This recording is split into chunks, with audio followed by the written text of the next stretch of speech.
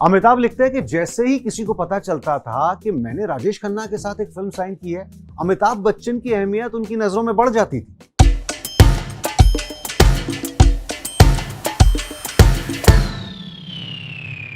खैर, आनंद की शूटिंग शुरू हो गई। डायरेक्टर ऋषिकेश मुखर्जी थे और उन्होंने फिल्म आनंद की ज्यादातर शूटिंग मुंबई में एक मोहन स्टूडियो हुआ करता था, वहां पर की। और एक महीने में, एक क्विकी टाइप की फिल्म थी जिसकी शूटिंग, पूरी शूटिंग एक महीने में ही निपटा ली गई थी। लेकिन राजेश खन्ना बहुत बिजी थे।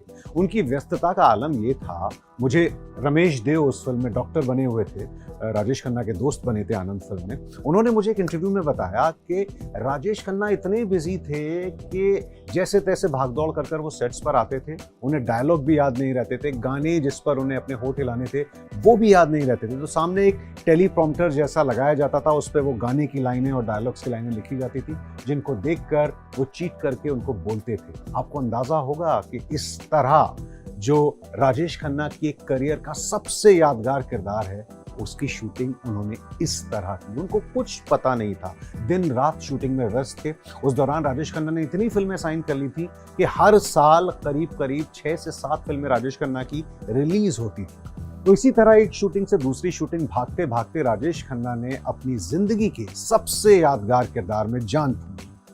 अच्छा, बात सिर्फ ज्यादा काम की नहीं थी।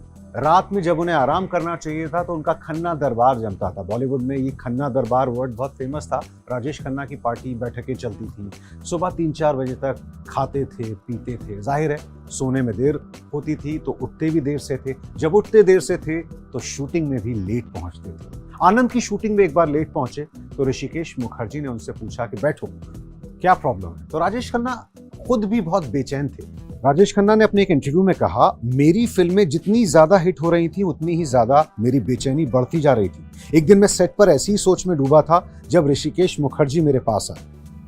तो ऋषिकेश मुखर्जी राजेश खन्ना के पास गए। उन्होंने डांटा नहीं। राजेश खन्ना लेट आए थे लेकिन वो कुछ बोले नहीं।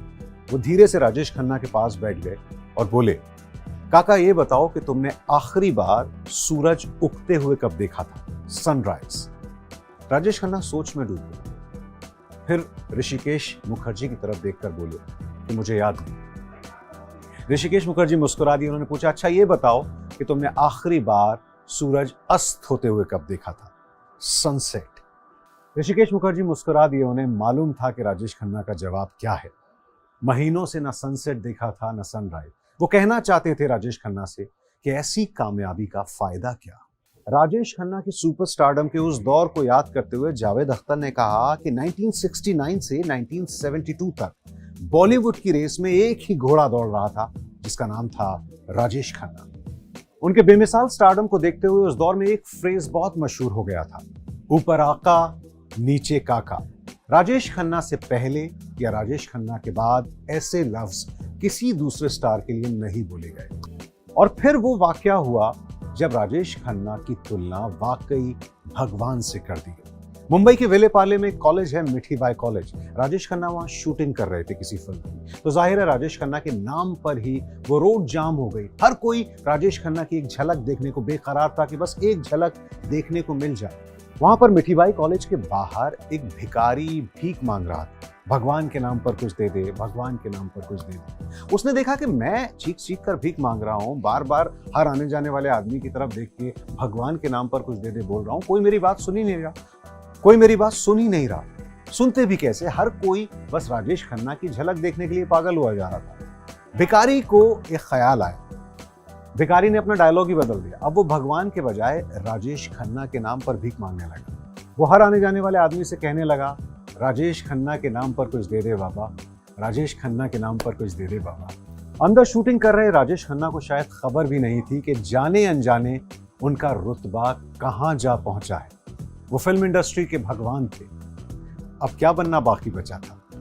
और किसी तरह जब आनंद की शूटिंग पूरी हुई और खास तौर पर उसका क्लाइमैक्स सीन जो कोई नहीं भूलता, वो सीन जब राजेश खन्ना की मौत होती है और वो सीन जब अमिताभ बच्चन बेहद इमोशनल होकर कहते हैं कि आनंद उठ जाओ, वो सीन बहुत खास सीन था आनंद का।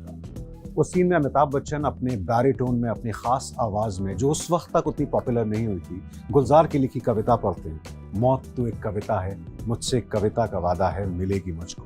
खैर, वो क्लाइमैक्स देखकर उस वक्त हर किसी की आंखों में आंसू आ गए थे। आज भी आप टीवी पर अगर आनंद देखेंगे तो वो सीन आपकी आंखें नम कर देगा। राजेश खन्ना और अमिताभ बच्चन ने गजब की एक्टिंग की थी। खैर, आनंद पूरी हुई और रिलीज के लिए तैयार थी। राजेश खन्ना को अंदाजा था शूटिंग करते वक्त कि कुछ खास तो बना है, कुछ तो इम्पोर्टेंट है इस फिल्म में जो मुझे सबको दिखाना चाहिए। इसमें मैंने अच्छी एक्टिंग की है, या परफॉर्मेंस अच्छा है, या कहानी में कुछ दम है। तो उन्होंने मीडिया के लिए एक शो आयोजित किया और तब हुआ वो वाकया जो मुझे लगता है बड़ा गेम चेंजिंग वाकया था। कुछ साल बाद, हालांकि उस वक्त किसी को यह अंदाजा नहीं था। क्या था वो वाकया, मैं आपको बताता हूँ। एक पत्रकार हुआ करती थी देवयानी चौबल, जिनको राजेश खन्ना के बहुत करीबी माना जाता था। वो राजेश खन्ना के बारे में बहुत लिखती थी, कॉलम्स भी लिखती थी, गॉसिप भी लिखती थी, राजेश खन्ना के काफी करीब थी। देवयानी के साथ एक पत्रकार काम करते थे, सुधीर गाडगिल। सुधीर गाडगिल से मैंने बात की एक बार, मैंने एक किताब लिखी थी राजेश खन्ना पर। उस किताब को लिखते वक्त सुधीर गाडगिल ने मुझे ये दिलचस्प वाकया सुना। क्या हुआ था मैं आपको बताता हूँ। तो मुंबई में वीटी स्टेशन के पास एक्सेलसियर थिएटर में आनंद का एक प्रेस शो आयोजित किया गया।